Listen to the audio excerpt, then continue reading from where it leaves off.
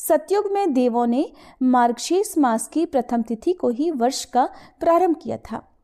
पूर्णिमा के दिन श्री सत्यनारायण भगवान की कथा, लक्ष्मी पूजन, शंख पूजन और भगवान श्री कृष्ण सहित चंद्रमा का पूजन करने से मन के विकार मिटते हैं, जिससे मन में बसी हर कामना को पूर्ण किया जा सकता है। मार्गशीर्ष पूर्णिमा के दिन ही मां अन्नपूर्णा की जयंती भी मनाई जाती है, इसलिए ये तिथि सबसे खास है। पूर्णिमा के शुभ मुहूर्त में श्री कृष्ण, भगवान श्री विष्णु, लक्ष्मी जी सहित चंद्रदेव का पूजन अवश्य करना चाहिए। नियम पूर्वक स्नान करके आचमन करें, भगवान का पंचोपचार पूजन करें। इसके बाद ओम नमो नारायण मंत्र का उच्चारण करके हवन करें। रात को चंद्रमा को अर्घ देते समय प्रार्थना करें कि मेरे द्वारा दिए गए अर्घ को हे चंद्रदेव आप स्वीकार करें। आप श्वेत किरणों से सुशोभित हैं, आपको नमस्कार है। आप श्री लक्ष्मी जी के भाई हैं, आपको नमस्कार है। और फिर मार्गशीर्ष पूर्णिमा या फिर उसके ठीक अगले दिन अपनी सामर्थ्य के अनुसार आप ब्राह्मणों को भोजन करा सकते हैं, उन्हें दान देकर विदा कर सकते हैं। और पूर्णिमा के दिन माता, बहन, पुत्री या फिर परिवार की अन्य स्त्रियों को भी वस्त्र देने चाहिए। पूर्णिमा के शुभ मुहूर्त में भक्त द्वारा की गई भगवान की मानसिक पूजा भी संपूर्ण फल प्रदान करती है। अपने विशिष्ट गुणों के कारण मार्गशीर्ष पूर्णिमा दुर्भाग्य को सौभाग्य में बदलने की क्षमता भी रखती है। अगर किसी व्यक्ति को लंबे समय से कोई कष्ट है तो वह मार्गशीर्ष पूर्णिमा के दिन व्रत रखकर स्नान ध्यान द्वारा अपने दुर्भाग्य को सौभाग्य में बदल सकता है। मां अन्नपूर्णा को शास्त्रों में संसार के भरण पोषण की देवी कहा जाता है, उन्हें अन्न की देवी माना जाता है। धार्मिक मान्यता है कि एक बार जब काशी में अकाल पड़ा तो लोग भूख से व्याकुल होने लगे, तब भगवान शिव ने लोगों की सहायता की। अगहन पूर्णिमा के दिन ही माता पार्वती ने अन्नपूर्णा का रूप धारण किया और फिर भगवान शिव ने लोगों की भूख मिटाने के लिए मां अन्नपूर्णा से भिक्षा मांगी थी। इसके बाद मां अन्नपूर्णा ने वचन दिया कि काशी के लोग अब कभी भूखे नहीं रहेंगे, इसलिए मां अन्नपूर्णा को अन्न, भोजन और समृद्धि की देवी कहा जाता है। अन्नपूर्णा जयंती के दिन रसोई घर में मां अन्नपूर्णा की तस्वीर रखकर पूजा की जाती है। साथ ही इस दिन रसोई में चूल्हे की भी पूजा करें और इस दिन उपवास रखना संभव हो तो उपवास भी जरूर रखें।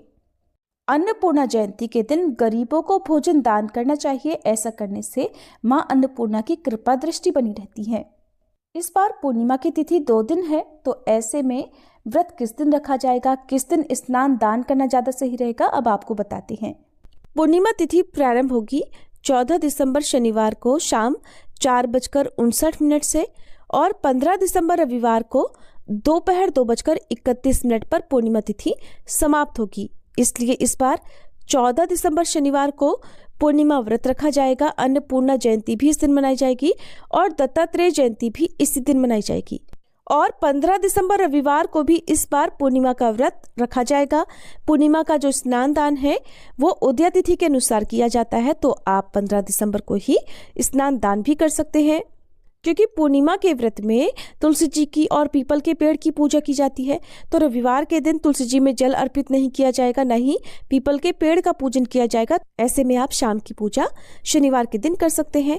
हालांकि व्रत आप दोनों ही तिथियों में रख सकते हैं। जिस तिथि में भी आप व्रत रख रहे हैं उस दिन आपको पूर्णिमा के नियमों का पालन करना चाहिए।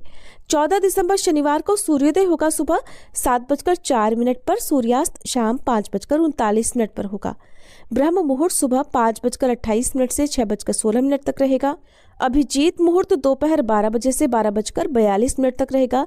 और इस बार पूर्णिमा तिथि पर दोनों ही दिन बहुत ही शुभ योग बन रहे हैं। सर्वार्थ सिद्धि योग बन रहा है, जिसमें सिद्धि योग सुबह 8:26 तक रहेगा। उसके बाद में साध्य योग अगले दिन तक रहेगा। राहु काल सुबह 9 से 10:30 बजे तक रहेगा। और इस दिन चंद्रोदय होगा शाम 4:37 तक। तो शाम को चंद्रोदय होने पर आप इसके बाद से कभी भी चंद्र देवता की पूजा करके व्रत का पारण कर सकते हैं। अब बात करते हैं 15 दिसंबर रविवार के मुहूर्तों के बारे में। तो इस दिन सूर्योदय होगा सुबह 7:04 पर, सूर्यास्त शाम 5:39 पर होगा। ब्रह्म मुहूर्त सुबह 5:28 से 6:16 तक रहेगा। साथ ही योग सुबह 5:07 तक रहेगा और बाद में शुभ योग प्रारंभ हो जाएगा। तो आपकी जो भी मनोकामना है उसके लिए आप कोई खास उपाय यदि करना चाहें तो आप इन शुभ योगों में कर सकते हैं।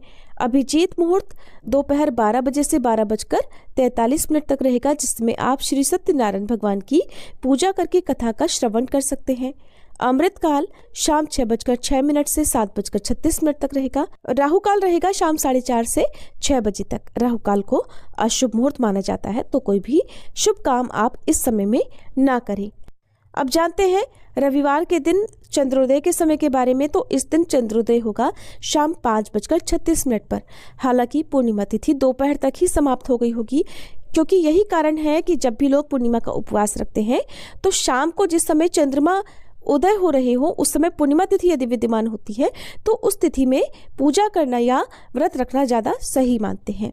तो शाम को यदि आपने आज व्रत रखा है तो इस समय के बाद से जितनी जल्दी हो सके चंद्र देवता का पूजन करके व्रत का पारण आप कर सकते हैं। मार्गशीर्ष पूर्णिमा के साथ ही मार्गशीर्ष मास का समापन भी हो जाएगा और इसके बाद से पौष मास प्रारंभ हो जाएगा। पौष मास विशेष रूप से सूर्य देवता को समर्पित माना जाता है।